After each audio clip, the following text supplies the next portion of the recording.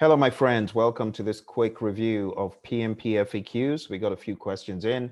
We're going to take a look at about 5 to 6 questions tonight and try to get some answers for those students of ours who are taking the exam. For all of you who constantly write in, don't worry, we're checking your messages and we're responding appropriately.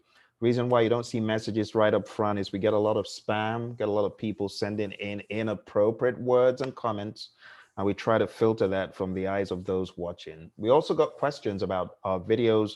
Why are some of the videos so long? Well, we do a lot of streaming, and instead of not making certain videos available, we want them to be available. So we just leave them on after the repeated stream. It's really to bring it to people's attention because so many folks say, hey, we don't even know you're out there. That's why. Okay, so let's take a look at some of the FAQs for today. And I want to give a huge shout out to one of our students, Michelle, who got certified just a few hours ago. Well done, Michelle. And we look forward to hearing your lessons learned. All right, so let's take a look at the very first question that came in. Is the 2021 exam easier than the 6th edition exam? Well, the exam that you're referring to as the 6th edition exam is probably last year's 2020 and before that 2018 exam, because around end of March 2018 the exam changed to the 6th edition exam, and that exam has been in effect ever since. And when we say 6th edition exam, let's make it perfectly clear that the exam, the PMP exam, is not based on just one book, even though it references the processes in the PMBOK Guide 6th edition. Don't forget, there's also a very huge agile component on your exam. So it's not the 6th edition exam per se. It is a new exam that is based on a wide body of information that includes the 6th edition. So to say the exam is harder or easier might be incorrect because people are still failing the exam. Be aware that the exam health is being kept at a level that is healthy, which means some folks pass and some fail. In fact, a few days ago, I saw a notice out there on social media that someone had failed the exam, and the person attributed it to probably not studying the Agile Practice Guide, and not knowing enough about Agile. So this student went in and found it hard. All right, one of our students talked about taking the exam, and though he passed, he talked about taking the exam all the way to the end. So I wouldn't say it's easier for everyone, but for those who have studied more Agile and Scrum and use it in their day-to-day work, they probably have a competitive edge over those who don't.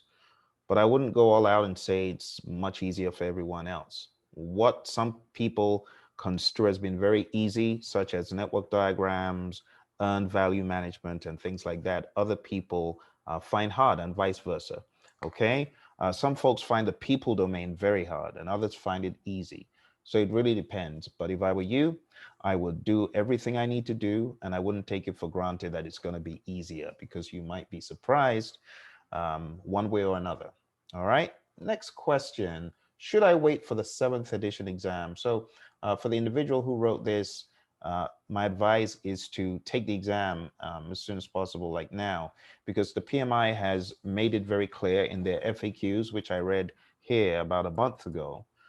They are not changing the exam drastically. And even if the exam does change, it wouldn't be immediately in 2021. I mean, look at it. They just changed it in January. It's not going to change for a while. So if you're thinking of getting certified, do it now. The 7th edition, when it comes out 1st of August, is not it's not going to be exam visible until probably 2022.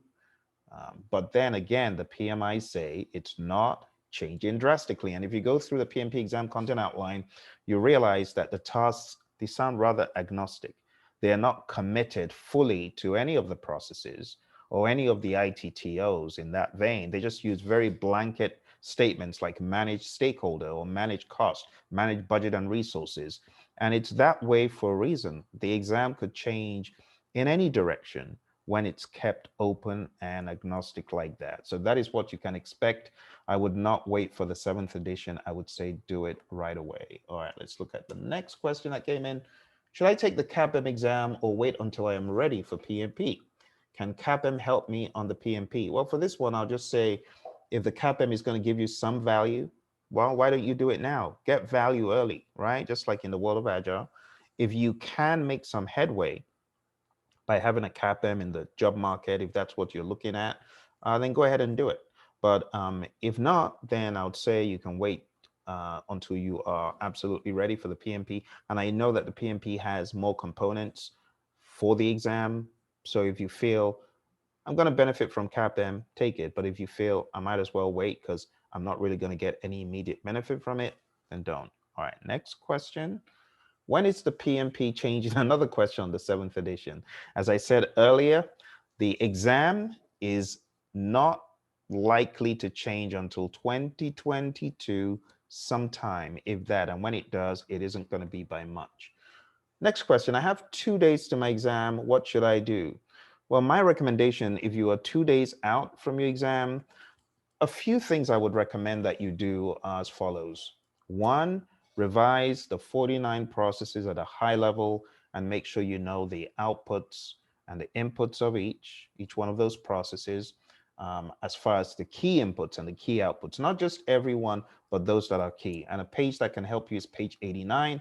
Make sure you understand all the components on page 89 of the PMBOK guide. All right, that will be my first suggestion. My second suggestion is for you to also, in the PMBOK guide, take a look at the glossary of all of those items and make sure you understand all those definitions. My next piece of advice is for you to also read the glossary in the Agile Practice Guide and go over all the terms and make sure you know those terms really well. I would also recommend that you go over the framework of Scrum, know it really well.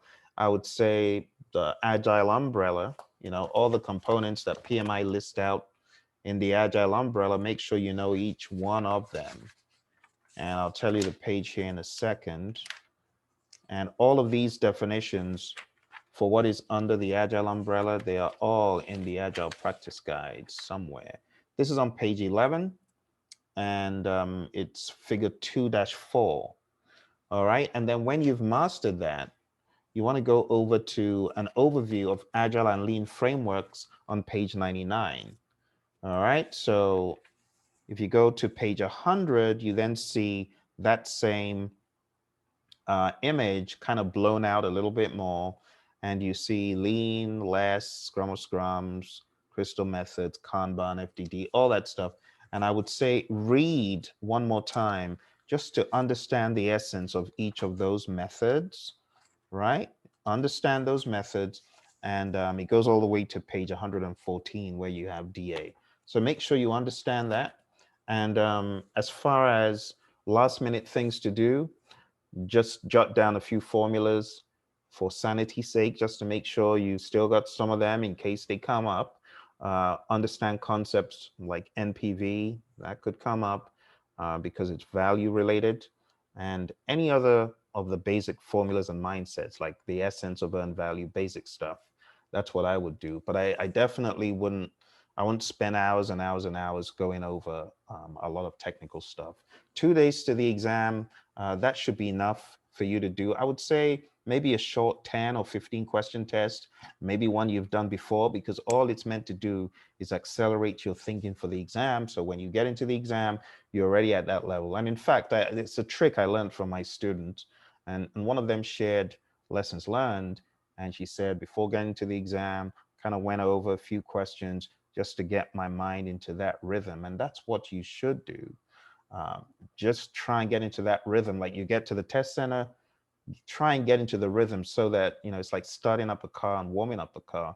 You want to be warm going in, right? So whatever you can do, maybe look, even if it's one question, right? Just look at one or two questions, or maybe, that's why some folks do the brain dump, because the brain dump accelerates thinking and gets them into that adrenaline mode, and they're ready to go once they, see the first question. So whatever you need to do to get into that mode, do it. All right. And that's what I would recommend if you're 2 days to your exam. All right, let's move on to our next question. So we got 3 questions here. Should I take the exam at home or in a test center? It really depends on you.